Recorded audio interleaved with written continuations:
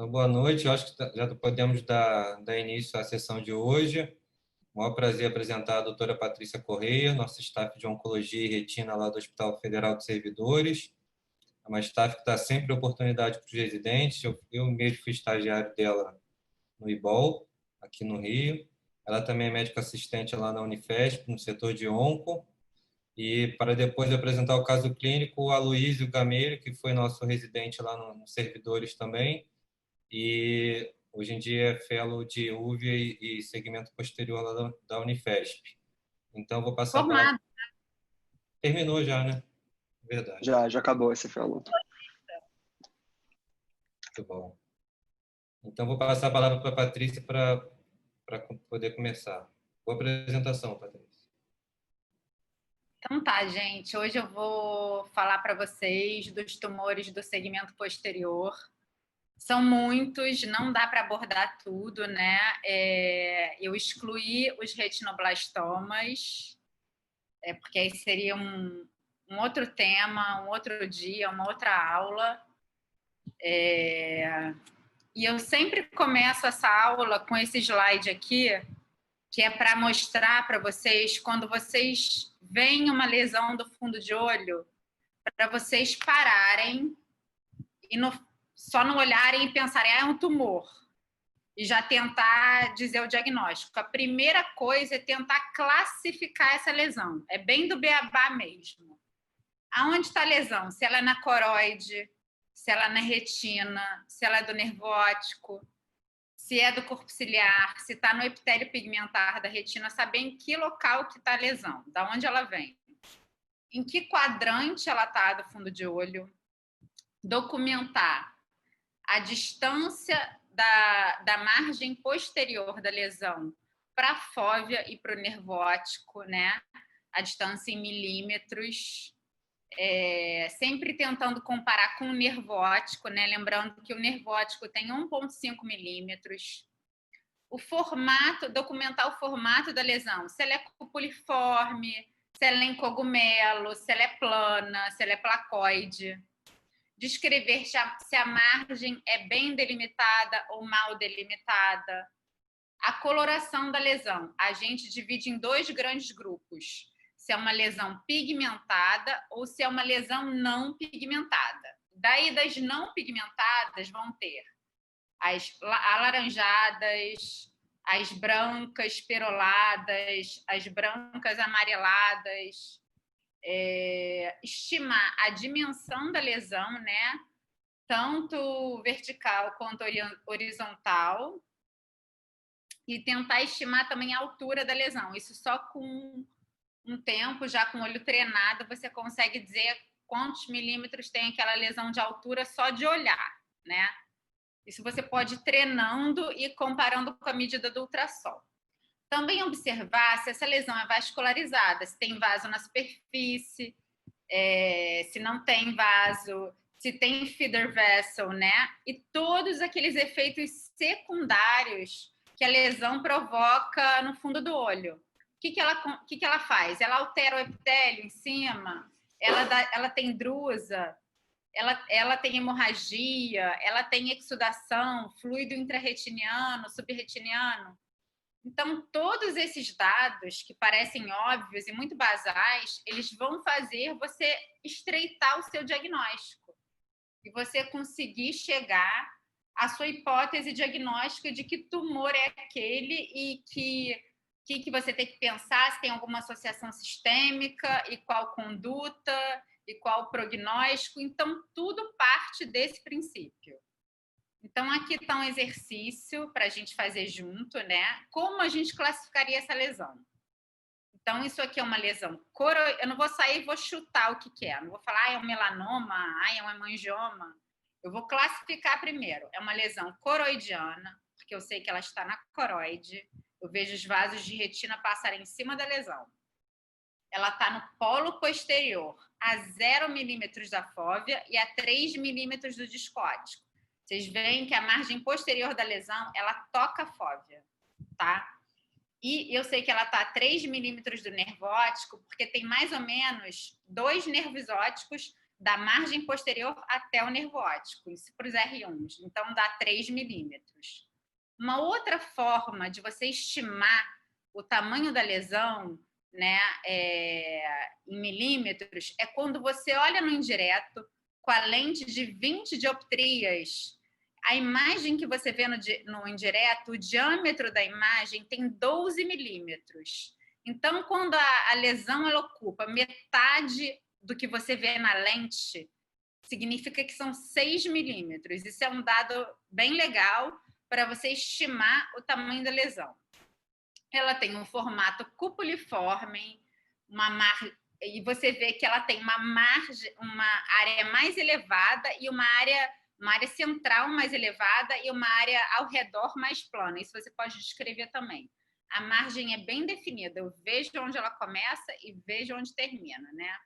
É uma lesão pigmentada, dado importante que estreita bem o diagnóstico dessa lesão. O diâmetro eu estimei em 6 por 5 milímetros, tá? Não estou estimando aqui a altura, porque é uma foto, né? Ela tem fluido subretiniano e ela tem pigmento laranja na superfície. E para esse tipo de lesão, que é o melanoma de coroide, é importante falar que não tem envolvimento do corpo ciliar. Mais para frente vocês vão ver, porque envolvimento do corpo ciliar piora o prognóstico. Então, hoje a gente vai abordar rapidamente os tumores da úvea, né? E aí eu vou falar de como se diferencia o nevus de coroide, o melanoma e as lesões melanocíticas indeterminadas. Esse é um grupo muito importante. Eu vou falar para vocês sobre o hemangioma de coroide circunscrito e difuso. Eu vou falar das metástases para coroide, do osteoma de coroide. E dentro dos tumores, passando agora para os tumores de retina, eu vou focar no hemangioma capilar de retina, no astrocitoma e no tumor vasoproliferativo. E dos tumores do epitélio pigmentar da retina, eu vou falar dos congênitos, que é o SHRP e os amartomas do EPR, e dos adquiridos, que é o adenocarcinoma e o adenoma de EPR, tá? Se alguém tiver alguma dúvida, pode interromper. Então, começando aqui pelo melanoma de coroide. O melanoma de coroide é o tumor intraocular maligno primário mais comum em adultos. Ele é um tumor muito raro. São 6 casos a cada 1 milhão nos Estados Unidos. Ele não é hereditário. Ele se origina das células pigmentares da úvea, dos melanócitos, que estão presentes na íris, no corpo ciliar e na coroide. Os principais fatores de risco são a pele clara, o nevus de coroide. A pessoa ter um nevus de coroide predispõe a melanoma. E aí a gente vai ver quais os nevus que a gente tem que pensar que podem se tornar melanoma. A melanocitose óculo ou óculo-dermal, nevus de Otter. O que é melanocitose óculo ou óculo-dermal? São aquelas pessoas que têm aquela pigmentação escura na esclera. E, às vezes, também na derme, ou seja, ao redor da pálpebra. Fica meio um olho de panda, tá? A gente chama de nevus de Otter. Isso predispõe a melanoma de coroide. Aumenta a chance de 1 para 400. Então, essas pessoas têm mais chance de desenvolver melanoma. Às vezes, o fundo de olho do lado pigmentado é até mais escuro, tá? Então, esses pacientes eles têm que ser vigiados para melanoma. Tá sempre fazendo ultrassom, fundo de olho, o BM de preferência, porque o melanoma pode ser de corpo ciliar, ver a íris também, né? E isso é diferente da melanose adquirida primária. Eu gosto sempre de ressaltar isso, que é uma pigmentação que dá na conjuntiva, que predispõe a melanoma de conjuntiva, que é uma doença diferente do melanoma de úvea. Tá? Então, são 2 coisas distintas. Espero que isso fique claro para vocês. Vocês têm que diferenciar onde está a pigmentação, se é na conjuntiva ou se é na esclera. E também, raramente, a síndrome do nevus displásico. Então, o melanoma de úvea, como eu disse, pode ser na íris, corpo ciliar e coroide. O mais comum é o de coroide, né? Ele geralmente é uma lesão assintomática, tá? Que é diagnosticada pelo oftalmo. O mais clássico é aquele formato cupuliforme, né? Embora a gente já pense mais em cogumelo, que é quando rompe a membrana de Bru e faz aquele biquinho do cogumelo. Mas o que a gente mais vê é o cupuliforme e pigmentado. Mas ele também pode ser não pigmentado. Então, todas essas imagens aí são tanto os pacientes do IBOL, quanto dos servidores, quanto da Unifesp, de melanomas de coroide. Você vê que eles têm apresentações um pouquinho distintas. Uns mais pigmentados, uns menos pigmentados, alguns com mais líquido, uns em cogumelo, um mais cupuliforme. Então, tem uma apresentação assim, mas se você pensar direitinho naquela classificação, você com certeza vai pensar no melanoma. Bem, como eu disse, o nevus é uma condição predisponente para melanoma. Então, toda vez que a gente vê nevus, a gente não tem que se desesperar e achar que o paciente vai ter melanoma, né? Porque o nevus é muito comum. E o nevus é uma lesão benigna. E geralmente ele tem menos que 1 milímetro de espessura e menos que 5 milímetros de diâmetro basal, né? Quando uma lesão tem mais de 3 milímetros de altura, é melanoma até que se prove o contrário, né? Já é grande, já é mais alto, né? Então, acima de 3 milímetros, melanoma. Abaixo de 1 milímetro, geralmente é nevus. As lesões entre 1 e 3 milímetros são aquelas lesões que você não sabe se é um nevus muito grande ou um melanoma pequenininho. E a gente chama essas lesões, que a gente não sabe o que é, de lesão melanocítica indeterminada. E aí você vai buscar alguns aspectos dessa lesão que falam a favor de que essa lesão está crescendo. Bem, é muito engraçado. Gente, deixa eu parar um minuto. É engraçado dar aula para o computador. Por quê? Nervoso, me sinto uma idiota. Deixa eu continuar. Então tá, eu tô com medo que esse nevus vire melanoma. Qual é o risco de um nevus virar um melanoma? O risco é de 1 para 8.845. É muito baixo. E quem fez esse estudo, que é um estudo muito legal, foi o Dr. Aaron Singh, que eu sou super fã, que é lá da Cleveland Clinic, que é um dos melhores oncologistas oculares do mundo. E ele calculou isso através de um cálculo matemático em que ele pegou a prevalência de nevus na população e juntou com a incidência de melanoma e fez um super cálculo e viu que o risco é de 1 para 8.845. Só que existem alguns fatores de riscos que aumentam a chance disso acontecer, né?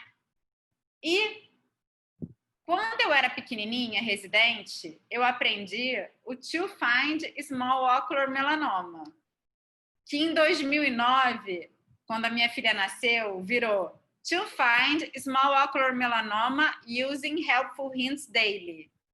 E agora, em 2019, que a minha filha já tem 10 anos, que minha filha fez 10 anos e esse ano fez 11, né? Eles mudaram de novo para To Find Small Ocular Melanoma Doing Imaging. Então, é esse que eu vou apresentar para vocês. O To Find Small Ocular Melanoma Doing Imaging, que é um estudo da doutora Carol Shields, em que ela estudou 2.355 casos dessas lesões melanocíticas indeterminadas e viu quais que estavam mais associados para o crescimento para virar melanoma, né? Então, o to vai ser de thickness, que é de espessura. Isso não mudou. Desde que eu era pequena lá, já era o thickness. Uma espessura maior que 2 milímetros indica que essa lesão tem mais chance de crescer. E lembrem que essa espessura ela deve ser medida no ultrassom, sempre colocando a imagem no centro da tela, baixando o ganho do aparelho, tentando ver bem aonde começa, aonde termina e medir bem a lesão para saber qual é a altura da lesão, porque isso estratifica o risco, né? E ajuda você também a acompanhar para saber se essa lesão cresce ou não. O segundo é o FIND, que é de fluido. E o fluido, hoje em dia, graças a Deus, a gente também vê no OCT, não só com a lente, né? Como eu tentava ver antigamente quando eu era residente. Hoje em dia, a gente tem um OCT que ajuda, e que a gente vê aqui na imagem do OCT nesse corte, tá bem na FOV, a gente vê. Ah, olha que diferente, vocês percebem que a coroide está elevando? Então, ó, é a lesão coroidiana elevando a retina. Isso não é normal, a gente vê reto, geralmente, né? A não ser que seja um olho muito míope, aí às vezes tem aquele perfil miópico, mas geralmente não é nesse formato. E a gente vê que tem fluido subretiniano e líquido intrarretiniano. Então, aqui é o OCT no FIND. O SMALL é de sintoma. Tem baixa de visão, tem metamorfopsia, tem flashes, né? Escotoma. Quando tem sintoma, aumenta a chance também dessa lesão estar evoluindo. Botei aqui mais uma imagenzinha do OCT. Esses negocinhos que a gente vê entre o epitélio e a retina, eles chamam de Shag photoreceptors. É um receptor meio solto ali em cima. O O é o de ocular, né? O ocular é de orange pigment. É o pigmento laranja. E hoje em dia a gente tem a autofluorescência para destacar esse pigmento laranja. Por quê? Porque o pigmento laranja é depósito de lipofucsina em cima da lesão, né? E esse depósito de lipofucsina, ele fica hiperautofluorescente. Então, ali na autofluorescência, o que está branquinho é o depósito de lipofucsina em cima da lesão. Quando a lesão não é pigmentada, quando é uma lesão melanocítica indeterminada, mas não pigmentada, amelanótica, a gente pode ver esse pigmento laranja meio marrom. Às vezes ele aparece meio marrom. Mas na autofluorescência ele vai ter a mesma representação. Então isso ajuda a gente bastante. E um outro parâmetro, ele ficou meio confuso, né? Porque antigamente o M era, quando eu era nova, era de margins, era da margem do nervo óptico. Um nervos perto do nervo óptico, com menos de 3 milímetros de nervo óptico, ele implicaria numa chance de crescimento. Isso ela tirou. Então, tá perto do nervo óptico não é mais parâmetro. E ela acrescentou o melanoma ultrasound halo. O que é isso? É o vazio acústico no ultrassom. Essa lesão tem uma baixa refletividade interna no ultrassom. E o último parâmetro é o doing imaging, que é o diâmetro da lesão. Olha que legal. Agora, a gente usa retinografia para documentar bem a lesão e para medir o diâmetro da lesão. E uma lesão maior que 6 milímetros, ela tem mais chance de crescimento. Aí, olha aqui, ó, o nervo óptico aqui, ó. São 4 nervos ópticos. Aí você multiplica 4 vezes 1,5 milímetros. E você estima qual o tamanho dessa lesão e você vê que tem mais que 6, então tem mais chance. Tem uma mensagem aqui. Eu não consegui ver, não. Não sou eu, estou falando para o pessoal, quem quiser fazer pergunta, para direcionar pelo chat. Ah, tá bom. Ficou bonitinho, não ficou? Ficou. Então, o que isso mostra? Que agora existe uma análise multimodal das lesões melanocíticas indeterminadas.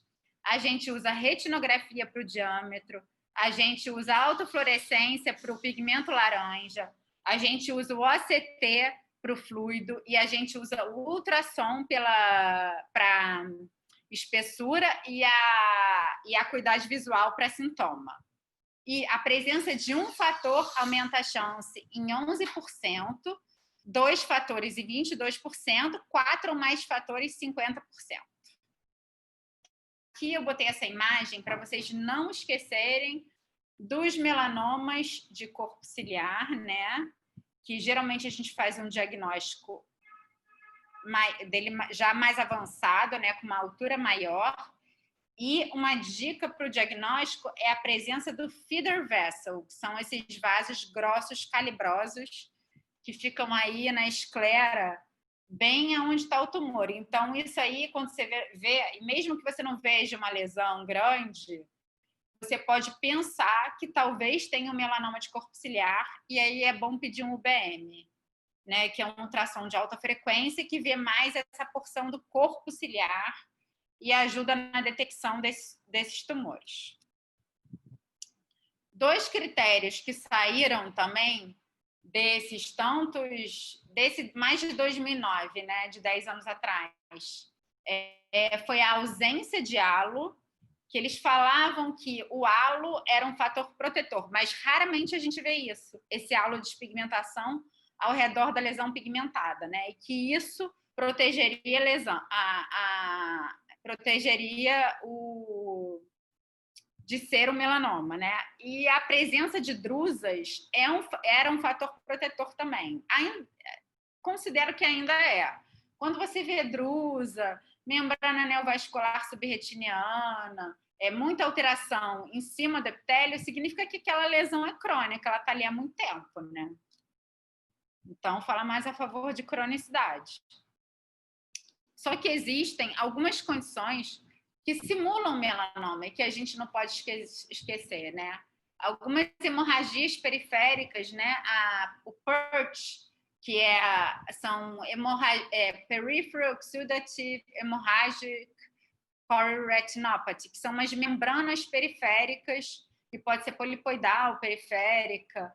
Elas fazem essas grandes hemorragias que muitas vezes simulam melanoma e que às vezes você vai ver que essa lesão vai regredir e que ela não vai crescer, que é diferente do melanoma, e aí você pode acompanhar e durante um tempo e ver realmente que é hemorragia e que não é melanoma. Aqui, eu botei esse exemplo aqui, um exemplo de um caso que chegou para mim, uma paciente com uma lesão pigmentada na arcada temporal inferior, né, teoricamente veio como coroidiana, né, uma hipótese de um melanoma.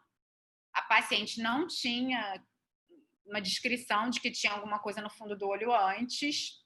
Aqui na autofluorescência a gente vê que tem pouquíssimas áreas de hiperalto. No ultrassom, o que a gente vê? Que tem uma lesão com uma refletividade média, né, na parede posterior, e que em cima da lesão tem uma retinosquise. É alguma coisa que está levantadinha ali, né? Não é exatamente uma lesão com vazio acústico para pensar em um nevus ou um melanoma, né?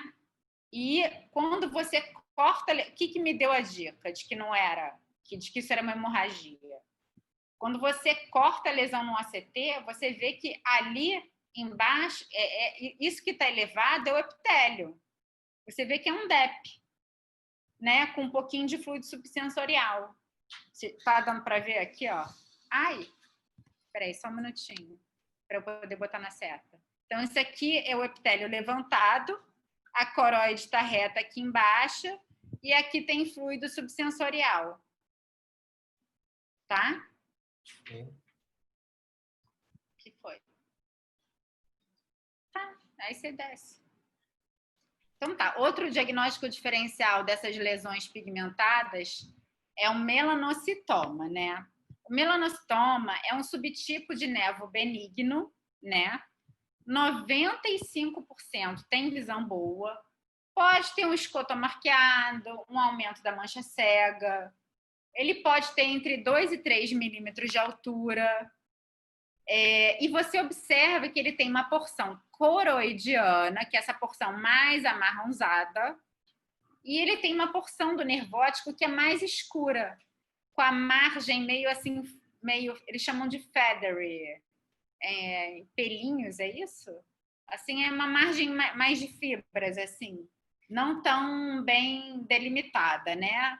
Mais ou menos 1/3 a 1/4 pode até ter um papiledema, raramente você pode ter oclusão venosa, mas geralmente é uma lesão que fica ali que você não faz nada, né?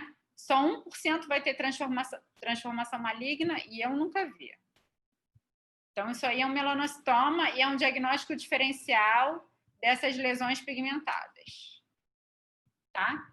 Aqui são os diagnósticos mais frequentes dos casos de pseudomelanoma, né? Pessoas que foram para o serviço lá do Shields. Oi. E você não quer botar para reproduzir porque está cortando um pedaço ali da sua apresentação, tá vendo? Como? Assim? Botar no play ali. Eu botei no play. Aqui está no play. Tá. Não, porque está aparecendo a barrinha em cima, mas tá tudo bem. Tá ótimo. Então, mas assim, então, quais eram os casos que mais vinham para o serviço do Shields como melanoma e que não era melanoma? O principal é nevus.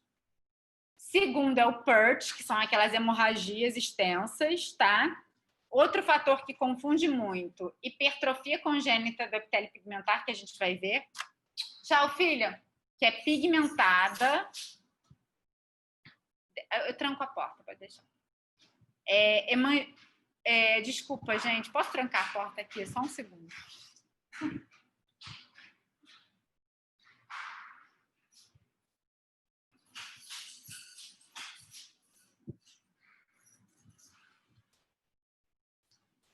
Pronto, voltei. Então, as principais são essas, né? Descolamento hemorrágico do EPR, e aí tem uma série de coisas, mas em mente, o nevus, o PERT, hipertrofia congênita do epitélio, é pigmentada. Partir para a próxima. Os exames complementares, que é o diagnóstico do melanoma, fundamental, né? Que pode ser cúpula, que chama em inglês dome-shaped, ou em cogumelo. A maioria vai ter a baixa refletividade interna. Ângulo capa, que é classicamente descrito, o que é o ângulo capa? É um pico alto na superfície do tumor e vai formando uma escadinha, diminuindo a refletividade, porque as células do melanoma são compactas, e aí o som passa e faz uma atenuação sonora. Isso não é obrigatório ter, a gente vê raramente, inclusive, o mais frequente é a baixa refletividade interna da lesão. Aqui, essa imagem de baixo que eu coloquei, esse é o mushroom para os R1s, é o cogumelo. O que acontece? Ele rompe a membrana de Bru, né? E aí ele faz um biquinho e fica embaixo ali do epitélio, rompendo a membrana de Bru. Faz essa imagem do mushroom. Então, são tumores maiores, porque tem que ter um rompimento da membrana. Todos eles começam como uma cúpula e depois rompe a membrana e faz o cogumelo. Você pode ver pulsação vascular espontânea, dá uma falsa imagem de escavação coroidiana, que é típica no ultrassom, que parece que o tumor está comendo a coroide, mas não está. Na verdade, você vê uma perda da continuidade da coroide, mas é mais um artefato de imagem. E é importante documentar no ultrassom se tem extensão extraescleral, tá? Porque o tumor ele pode crescer para dentro da cavidade vítrea, mas raramente ele pode também, independente do tamanho, até ir para o outro lado e invadir a esclera. Na verdade, ele não invade a esclera, ele penetra pelos canais esclerais. A gente acha que ele vai destruir a esclera, mas não é. É onde o vasinho da esclera penetra, ele vai lá e sai. Isso é interessante de saber, tá? Ele não come a esclera. Enfim, angiografia eu botei aqui, mas não é importante. A angiografia aqui é só para mostrar para vocês o que acontece na angiografia. Geralmente tem esses pinpoints. A imagem da direita, a gente vê uma dupla circulação. A gente vê mais nos tumores não pigmentados, em que a gente vê tanto a circulação do tumor e a circulação retiniana ao mesmo tempo, né? E fica essa imagem super bonita. Mas é mais nos não pigmentados. Aqui é para mostrar para vocês uma lesão melanocítica indeterminada, uma lesão coroidiana, pigmentada, que eu não sabia se era um nevus grande ou um melanoma pequenininho. Vocês veem que é uma lesão que tem 2,67 de espessura. Olha a ultrassom ali, a altura dela, tá? Então, uma lesão com mais de 2 milímetros, uma lesão com fluido no OCT. Estão vendo o OCT com fluido subretiniano? E olha a autofluorescência dela, não tem área de hiperalto na lesão. A gente vê um sinal do escorrido ali que devia ser um líquido que devia ir e voltar nessa lesão. E aí fez um sinal de escorrido parecendo até uma serosa. Mas não tem hiperalto, não tem pigmento laranja. Então, eu resolvi acompanhar essa lesão, há uns 3, 4 anos e ela nunca mudou. E o combinado é, se qualquer parâmetro mudar, essa lesão tem que ser tratada. Então, isso aqui é uma análise multimodal de um paciente com lesão melanocítica indeterminada. E mais um detalhe, ela não tem um vazio acústico do ultrassom, mas ela tem uma grande chance de crescer. Ela tem o thickness, ela tem o fluido, mas ele não tem sintoma, ele é 20/20, ele não tem pigmento laranja, ele não tem o vazio acústico e ele não tem o doing imaging. Então, ele tem 2 fatores de riscos, mas 2 fatores de riscos importantes. Os principais para mim, espessura e fluido. Então, ficar bem de olho nessas lesões. Alguém tem alguma dúvida? Não? Patrícia, tem uma pergunta no chat. Ela fez inbox para mim, a Laís César. Ela perguntou algum tumor que pode sangrar. Ela queria, por exemplo, um que causa hemorragia subhialoide. Ela quer saber um tumor que cause... Hemorragia subhialoide. Ela perguntou, existe algum tumor que pode sangrar? Raramente sangra. Muito difícil. Ele sofre necrose, vai ter um descolamento de retina importante, mas pode ter hemovítrio. Entendeu? Pode. Mas só em tumores bem maiores. Certo. Agora tem os hemangiomas, é difícil assim pensar. Na maioria das vezes pode ser um PERT que ela está vendo. Confunde muito. Ter mais dados. Ultrassom, como é que é a ultrassom do paciente, tem uma lesão. E agora já temos 3 perguntas aqui. Você abriu para perguntas? A Bruna Carvalho perguntou, nas lesões indeterminadas, de quanto em quanto tempo se faz o acompanhamento? Mensal? Então, quando você vê, por exemplo, esse paciente, eu vi ele uma vez, aí eu documentei ele todo. Converso com ele, falo, vamos repetir os exames daqui a um mês. O paciente volta com um mês, eu vou repetir os exames. Está tudo igual, nada mudou? Eu dou 3 meses. E aí, dando 3 meses, se estiver tudo igual, você acompanha de 6 em 6 meses. A paciente ele só vem comigo 2 vezes por ano. Por quê? Porque essas lesões, o melanoma de coroide, ele não cresce rápido. Ele não tem um crescimento em uma semana, ele tem um crescimento em meses. Então, você acompanha dessa forma. Certo. E cresce assim, se for um crescimento rápido, ele cresce 1 milímetro por mês. Certo. Diferente da metástase. Metástase cresce em uma semana, já está diferente. Você não pode dar esse mole na metástase. A Thalissa Feltrini, quando não se tem o BM, qual outro exame pode ser realizado no diagnóstico diferencial do melanoma do corpo ciliar? Sem o BM, olha, você pode fazer uma transiluminação, que é você botar uma ponteira da iluminação do vitreófago. Antigamente existia um aparelho de transiluminação, mas ninguém praticamente tem, que é uma fonte de luz bem forte. Você colocar e você iluminar, que aí você vai ver uma sombra do tumor. Entendeu? Igual você vê a sombra do tumor.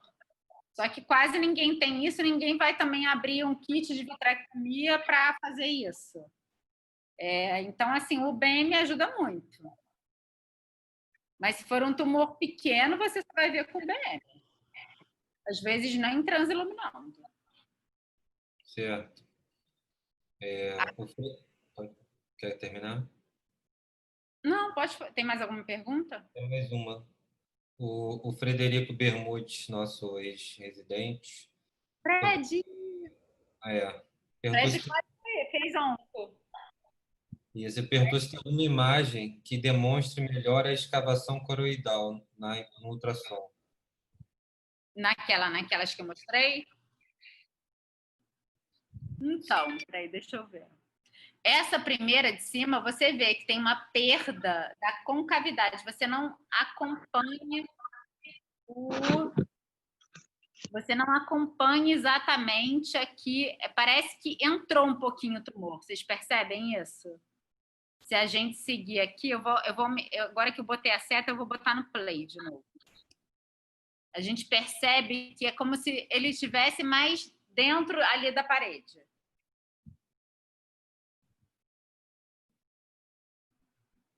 É mais ou menos isso. Esse não está tão escavado, não, mas depois eu procuro uma imagem para mostrar. A sua barra de ferramentas está aparecendo em cima da apresentação, não sei porquê. Como é que eu faço? Para mim, ela está embaixo. Não sei, alguém do suporte técnico hoje. Eu estou mexendo nela. Saiu? Aí aparece, agora abriu tudo. Mas está ótimo, está cortando quase nada, só a borda superior do slide. Só. Eu não consigo descer mais ela, não. Tenta jogar ela para cima, talvez. Assim? Pegar tipo aquela setinha dupla e jogar ela para cima. Então tá ótimo assim, não tá atrapalhando não. Posso botar aqui? O pessoal agradeceu aqui, todo mundo que fez as perguntas, as suas respostas. Ah, tá, obrigada. É melhor, que parece que não estou dando ela por dentro. Podem fazer perguntas para. Então, olha só, aí tem uma questão super importante que eu gosto sempre de frisar, que você não deve pensar em, assim, todo mundo quando encontra um tumor na mama, um tumor no fígado, as pessoas pensam em biópsia, né? E aí o paciente ele vai te perguntar assim, e a biópsia, doutora? Vamos fazer o diagnóstico dessa lesão melanocítica, fazer uma biópsia e ver se é melanoma? Só que essas lesões são bem pequenas e quando você faz biópsia, você pega pouquíssimas células, você faz geralmente uma vitrectomia, né? Funciona a lesão e pega poucas células. Vamos supor, você pegou, sei lá, 8 células. E aí você vai entregar essas células para um patologista que vai fazer uma citologia. Não é um histopatológico, uma citologia. E aí você vai falar para ele que você quer que ele diferencie. Isso é nevus ou é melanoma? Ele não vai conseguir. Por quê? Porque a célula do nevus e do melanoma ela é bem parecida, né? E o melanoma ele pode ser ou fusiforme ou epitelioide. O fusiforme seria uma forma mais boazinha do melanoma. E essa célula fusiforme tem no nevus. Então, ele não vai excluir. Né? Então, fica muito difícil para o patologista diferenciar nevus de melanoma. Então, você só indica biópsia para casos, se você não sabe se é uma metástase, se é um melanoma, casos muito difíceis. O diagnóstico do melanoma é um diagnóstico clínico. Lá fora, eles fazem biópsia, muita biópsia em praticamente todos os pacientes, mas para prognóstico, para saber se essa lesão tem maior ou menor chance de metástase. Porque existem duas classes, a classe 1 e a classe 2. E a classe 1, teoricamente, a pessoa tem menor chance desse câncer espalhar, né? No caso do melanoma, a maioria das metástases vão para o fígado primeiro e depois para o pulmão. Então, assim, o classe 1 tem menor chance e o classe 2 tem mais chance. Mas também, assim, qual é o motivo de você querer saber isso, se você tem um melanoma?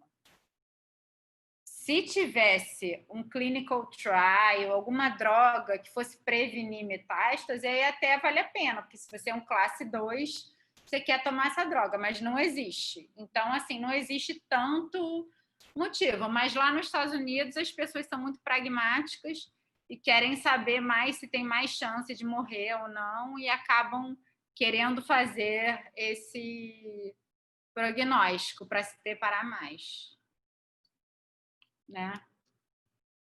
Acho que é um pouco diferente da gente aqui. Acho que eu não iria querer saber.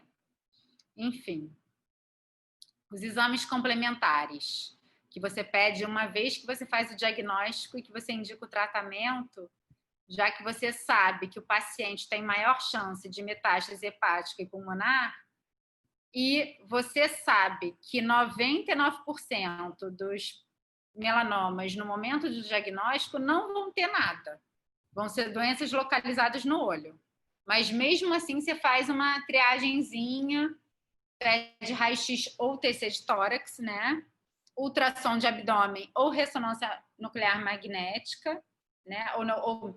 Desculpa, ultrassom de abdômen ou TC de abdômen e um hepatograma e muitas vezes manda também, se for homem, ver a próstata e se for mulher, ver mamografia pela idade dos pacientes, que geralmente são mais velhos, né? É bom fazer essa triagem.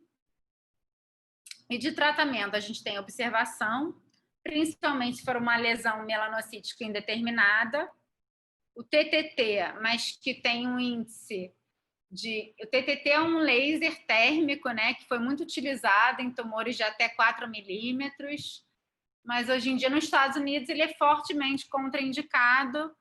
Por quê? Porque o TTT ele tem 30% de chance de recidiva local.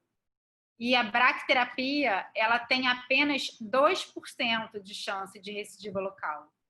Então, quando você está diante de um câncer e você tem um tratamento que tem 98% de eficiência e um tratamento que tem só 70% de eficiência, você vai querer para o seu olho que tem 98% de eficiência, né? O que resolva de uma vez por todas.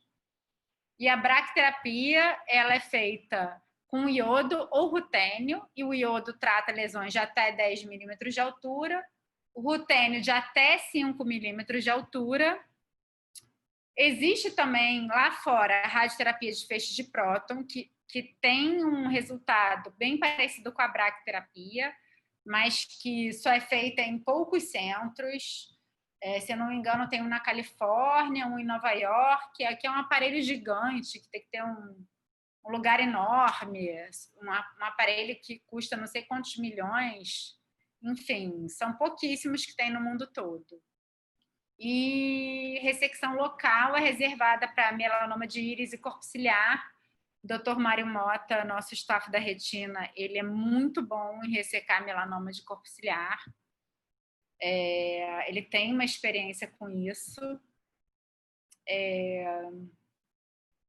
E é basicamente isso, mas assim, isso aí trata a doença local, o paciente ter metástase realmente é da parte genética do tumor. Só que se você também deixar o tumor crescer no olho, muda o componente genético, aumenta o tamanho do tumor e aumenta a chance de metástase.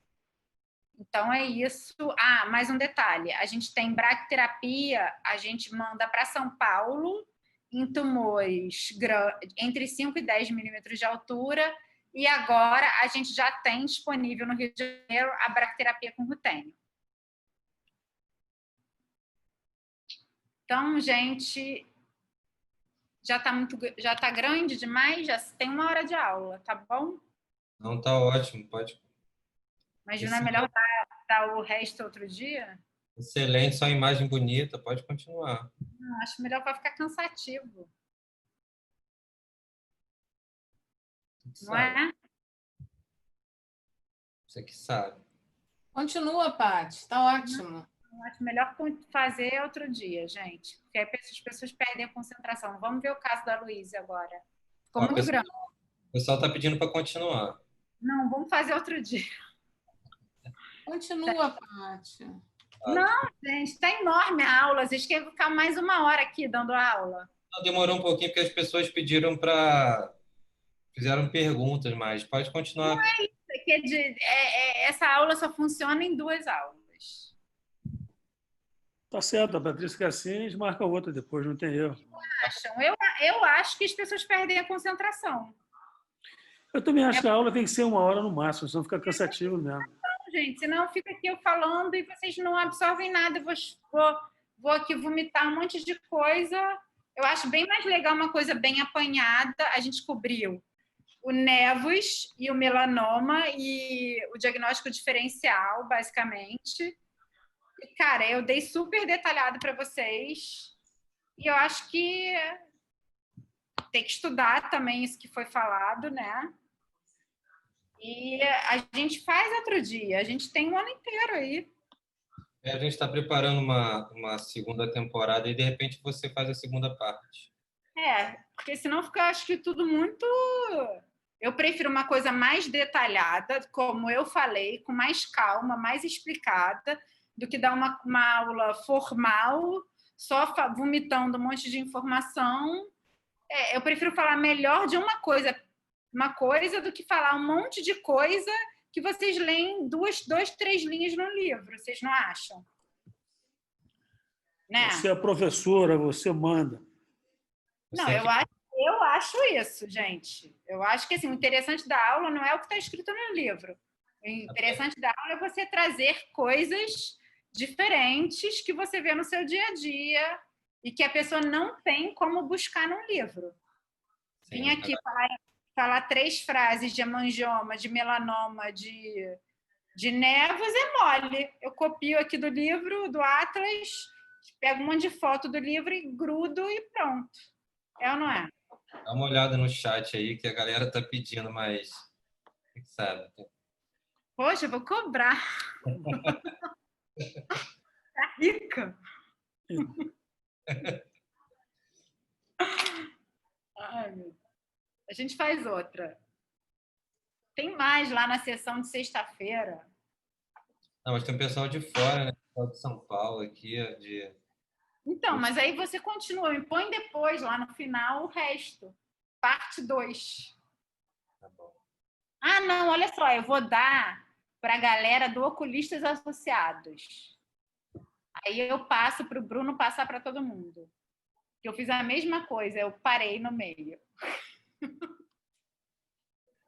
A seguir as cenas do próximo capítulo. A galera está super elogiando aqui, pedindo mais, mas nós temos a apresentação do caso. Agora a apresentação do Dr. Aloísio, que é um orgulho, que foi um residente maravilhoso. Gente. Obrigado. Oncologia ocular. Sinceramente, Obrigado, eu tenho muito Paty. tanto do Leandro e do Aloísio. Eu fico até emocionada de ter inspirado 2 residentes maravilhosos a seguir a área. Muito obrigado. Eu queria agradecer a você, que é o que você disse, foi uma inspiração para vir para a Onco também. Depois de uma apresentação dessa, Luiz, agora a responsabilidade é contigo. Pois é. Agora o nível subiu agora. Dá para compartilhar? Acho que a Patrícia tem que descompartilhar. Eu tenho que fechar a minha, né? Ah, não, pausar, compartilhar. Pronto.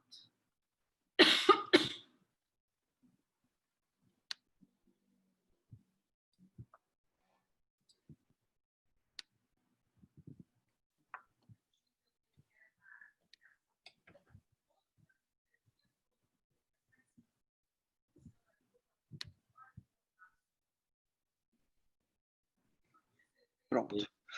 Então, boa noite.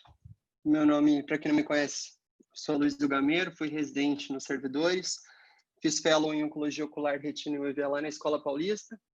Queria agradecer a doutora Derbal, a doutora Patrícia, a doutora Daniela, a doutora Cláudia, todo mundo que está aí, e também elogiar o doutor Bruno pela iniciativa de começar essas reuniões. Eu vou apresentar um caso clínico hoje, mas antes disso eu queria só falar algumas das coisas que a gente oferece lá na Oncologia Ocular da Escola Paulista.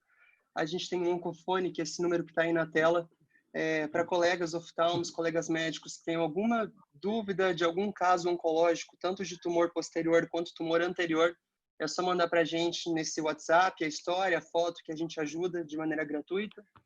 Também tem o nosso canal no YouTube, tem mais de 110 mil já visualizações, com vídeos tanto para pacientes quanto para médicos. Então, o pessoal que vai prestar prova de CBO tem bastante vídeo que ajuda na prova.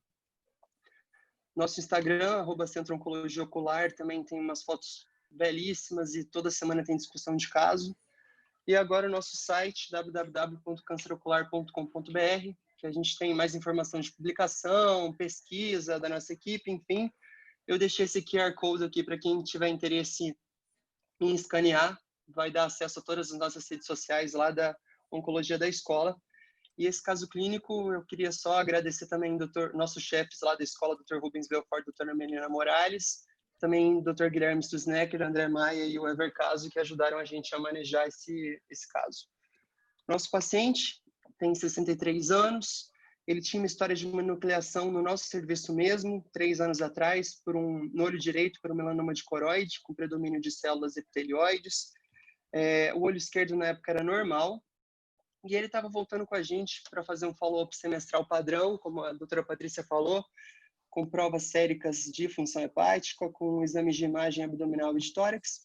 E ele chegou nessa última avaliação reclamando de uma baixa acuidade visual progressiva no olho esquerdo, que ele já tinha procurado um oftalmologista geral, que falou para ele que era catarata, para operar. Ele ficou um pouco receoso e optou por esperar para ter a nossa opinião. A acuidade visual dele era de 20/30, na biomicroscopia tinha uma catarata nuclear bem bobinha, de uma cruz incipiente, e no fundo de olho ele tinha essas múltiplas áreas de descolamento seroso no polo posterior, amarelada.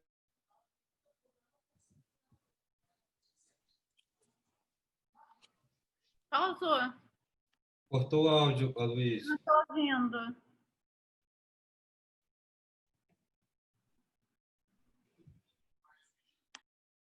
A Luiz deu uma cortada no áudio.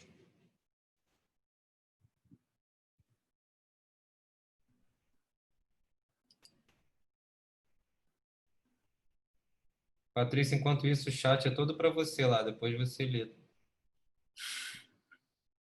Tá cheio de recado para você lá no chat.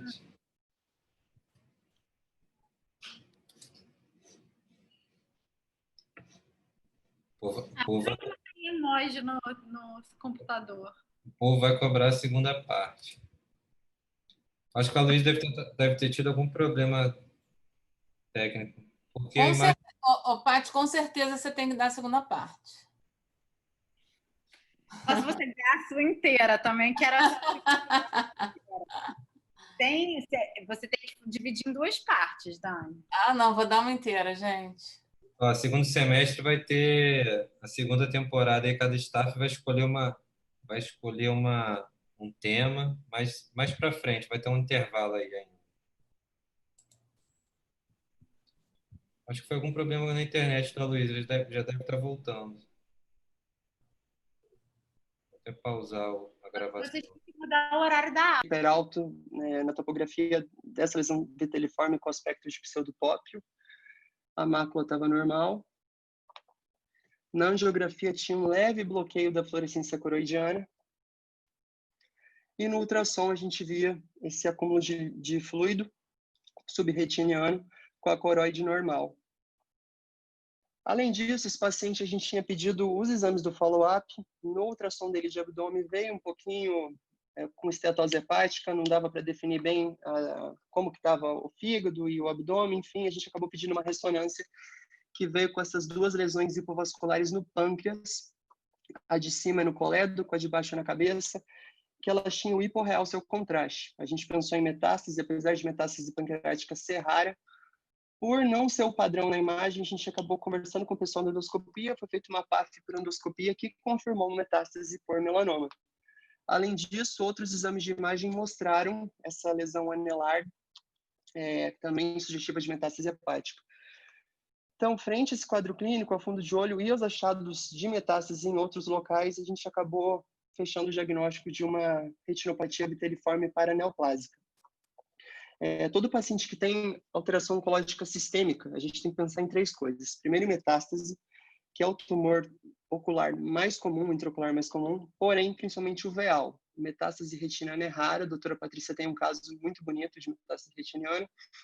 Pensar também em medicação, o próprio tratamento do câncer, quimioterápico, agora inibidor da MEK, imunoterapia também podem afetar desde a córnea, com depósito corneano, até uveíte, descolamento de retina, e também as alterações imunomediadas, onde as síndromes paraneoplásicas se encaixam. As síndromes paraneoplásicas são nada mais nada menos do que o efeito não da massa tumoral em si, nem de metástase. Elas são extremamente raras. Elas podem ocorrer de duas maneiras, ou por mimetismo molecular de um antígeno do tumor, mimetizando um antígeno tecidual, gerando uma reação cruzada, ou mesmo por uma produção de um fator de crescimento, na síndrome de Cushing. É um bom exemplo disso. É extremamente rara, 10% dos pacientes com câncer vão ter algum tipo de síndrome paraneoplásica, e em relação à síndrome paraneoplásica ocular ou de sistema nervoso central, só 0,01% dos pacientes vão ter acometimento. Tem vários tipos, a mais comum é a retinopatia associada ao câncer, que é a CAR, a segunda mais comum é a retinopatia associada ao melanoma, que é a MAR. Tem outras, tem a maculopatia viteliforme, BEDAMP, a neuropatia óptica paraneoplásica e a síndrome POMS. Eu vou falar das três primeiras, que são as principais. Bem rapidamente, a CAR é a mais comum, em geral, em pacientes que têm câncer de pulmão, pequenas células, ou ginecológicos ou de mama, mas também já foi descrito em pacientes com câncer de pulmão não pequenas células, de próstata, timo, tireoide, enfim. A idade média desses pacientes é em torno de 65 anos e a prevalência em homens é igual à prevalência de mulheres. E ela vai preceder o diagnóstico do câncer em 50% dos casos. Por que isso é importante? Se você se vê em frente de um paciente que você suspeitar de uma síndrome paraneoplásica, às vezes ele não vai ter esse câncer diagnosticado. Então é bom pedir um rastreio, um screening sistêmico desse paciente para descobrir alguma causa, se realmente é uma síndrome paraneoplásica. E ela pode afetar tanto cones quanto bastonetes. Em geral, o paciente vai reclamar de uma baixa acuidade visual indolor e o fundo de olho, na maior parte das vezes, é normal, mas também pode haver palidez de disco, atenuação vascular e alterações do EPR, e muito mais raramente vitreite, vasculite e edema macular cistoide. Existem mais de 18 autoanticorpos já relacionados com essa síndrome. Os três mais comuns são a recoverina, a alfenolase e a antitransducina. Para o diagnóstico, em teoria, a gente vai precisar ter o quadro clínico do paciente, um diagnóstico de câncer ou não. A eletrofisiologia é muito importante, porque ela vai mostrar uma onda A e uma onda B extinguidas. E, em teoria, a gente pode pedir anticorpo, que no Brasil é mais difícil, que a gente não tem tanto acesso, a gente sabe da nossa realidade. E, mesmo assim, só 65% dos pacientes com CAR vão ter o autoanticorpo e só 10% deles vão ter o autoanticorpo mais comum, que é a antirrecoverina. Então, tem muita coisa para a gente descobrir ainda nesse aspecto. O tratamento é ruim, não tem muitos resultados, já foram feitos testes com plasmaférese, com corticoide, com imunomoduladores, nada que segure muito a acuidade visual desses pacientes, que frequentemente fica muito ruim. O ideal é fazer uma pesquisa, um rastreio de câncer sistêmico. A segunda retinopatia paraneoplásica que eu vou falar é associada ao melanoma.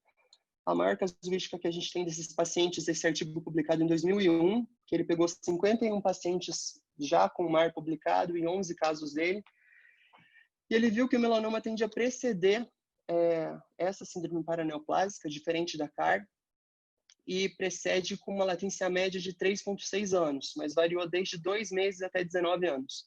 A idade média desses pacientes é de 50 anos. É muito mais comum em homens, a relação é de 4,7 para uma mulher, sendo que a prevalência de melanoma cutâneo nos Estados Unidos, que é o país onde foi feito esse estudo, é de 5 para 4. Em geral, ela é decorrente de pacientes que tiveram melanoma cutâneo. Melanomas de coroide tem alguns casos já publicados, de corpo ciliar também.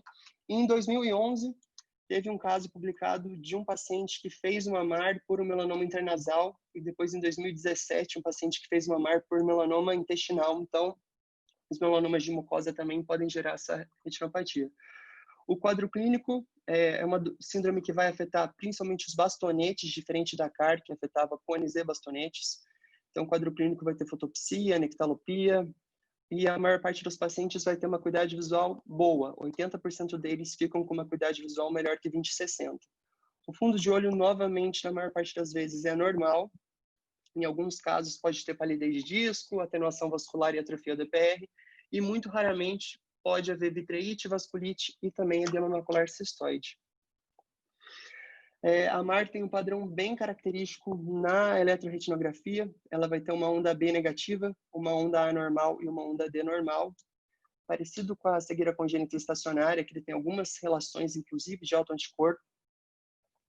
E no OCT pode ser normal, mas com o passar do tempo é comum haver um afinamento das camadas paramaculares. Tem vários autoanticorpos também que já foram associados com essa síndrome paraneoplásica. O mais comum e o mais clássico é anticélulas bipolares, que afeta principalmente as células bipolares ON. E o tratamento também tem resultados muito ruins. Já foi tentado desde prednisona oral, plasmaférese, até imunossupressores, imunoglobulinas intravenosas. Perdão? Pode falar. Parece uma retinose? Pode parecer uma retinose. Ele tem menos mobilização de pigmento que a retinose, em geral é normal. Em alguns casos tem um fundo de olho parecido com uma retinose pigmentar, mas sem mobilização de pigmento, sem tanta mobilização de pigmento. E o R geralmente da retinose é extinto e esse não é extinto. E, Luiz, mas a sobrevida deve ser muito baixa desses pacientes quando detectam o mar, não? A sobrevida é muito ruim. Em geral, quando o paciente tem mar, ou quando tem a próxima que eu vou falar, que é a viteliforme, é sinal que vai começar a ter metástase para rastrear, que nem no nosso paciente. Não tinha nada, quando teve a lesão, depois de um tempo já descobriu metástase em pâncreas, em fígado, é sinal de pior prognóstico. E o último que eu vou falar é da viteliforme, que ela é extremamente rara, tem só 23 casos publicados nessa casuística do David Sarraf. Acreditava-se antes que ela era um subtipo de uma MAR, mas ela foi encontrada já em pacientes com carcinoma de mama e pulmão, com sarcoma de dedo do pé e com adenocarcinoma de pulmão, e ela pode ocorrer anos após o diagnóstico do tumor primário. Até 23 anos tem já relatado na literatura. E como eu acabei de falar, ele vai se correlacionar com um pior prognóstico e também com o surgimento de metástase. A idade média desses pacientes é em torno de 59 anos, variando de 33 a 80 anos. A incidência em homens e mulheres é igual. E o quadro clínico, a maior parte dos pacientes são assintomáticos. Alguns deles podem ter nictalopia, baixa acuidade, como o nosso paciente. Defeitos no campo visual que também são bem, dependendo da localização das lesões, e fotopsias. Geralmente, a viteliforme paraneoplásica ela ocorre mais após melanoma cutâneo. Tem apenas 10 casos com o nosso, publicados na literatura, de viteliforme após melanoma dicoroide. Como a gente pode ver, a maior parte desses pacientes já tinham metástase no momento do diagnóstico, ou então, alguns meses depois, tiveram metástase, e a sobrevida é muito ruim. Tem paciente que morreu 2 meses depois desse diagnóstico. O diagnóstico é feito com base nos exames. Fundo de olho vai ter essas múltiplas áreas de descolamento, com lesão amarelada. A angiografia vai mostrar um leve bloqueio da circulação coroidiana. Na autofluorescência sai hiperalto nessa topografia do material viteliforme. O campo visual também depende, tem muita variação, não é muito útil, nem os estudos eletrofisiológicos, diferentes da CAR e da MAR. O OCT aqui vai ser mais para a gente avaliar bem a coroide, para a gente descartar qualquer manifestação coroidiana que possa ser responsável por essas lesões. E de autoanticorpos a gente sabe muito pouco. Em geral, ele é bem parecido com a MAR, então é anticorpo anticélula bipolar, mas também não tem muito para aprender ainda nessa área. O tratamento é ineficaz, para variar. Em geral, modulação do sistema imune. Tem um relato de caso com bom resultado com temozolomida, mas o mais importante é pesquisar envolvimento sistêmico. Esse nosso paciente, logo depois, ele já acompanhava com a oncologia clínica, mas quando a gente viu as metástases, a gente encaminhou de novo, de urgência, e ele acabou fazendo um derrame, porque também estava com metástases no sistema nervoso central. Então, acho que é isso. O que ficou para levar para casa, acho que desse caso clínico, é paciente com envolvimento sistêmico, com um quadro oncológico sistêmico, alteração ocular, a gente tem que pensar sempre em metástase, ou então que possa ser decorrente de alguma medicação que ele está fazendo uso, ou mesmo de uma síndrome imunomediada, como uma síndrome paraneoplásica. Excelente, Luiz. Poxa. Fantástico, Luiz. Muito bom. Quer falar alguma coisa, chefe? Não, já elogiei o Luiz, sempre foi brilhante, né? Então ele só está mostrando, comprovando isso. Obrigado. Patrícia? Oi. Falar alguma coisa? Não, muito legal o caso. Muito. Esse caso é um casaço, Luísa. Esse caso é bonito, né? Mas, Muito. assim, de uma forma geral, é muito raro você pegar essas formas de paraneoplásicas, né? E algumas são difíceis de você de pensar, né? Porque o CAR, por exemplo, que aparece antes, ele é uma retinopatia meio inespecífica. Então, até você pensar que seja um tumor, né? Tem que É bem estar inespecífico. ligado, né? A maior parte dos casos vai ter fundo de olho normal. Pois é. Basicamente excluir outras causas degenerativa, retinose, também doenças carenciais, álcool, tabaco, alguma neuropatia óptica hereditária, excluir medicação, excluir as ORs, se excluiu tudo, daí você pensa em CAR. Vai pensar isso em CAR.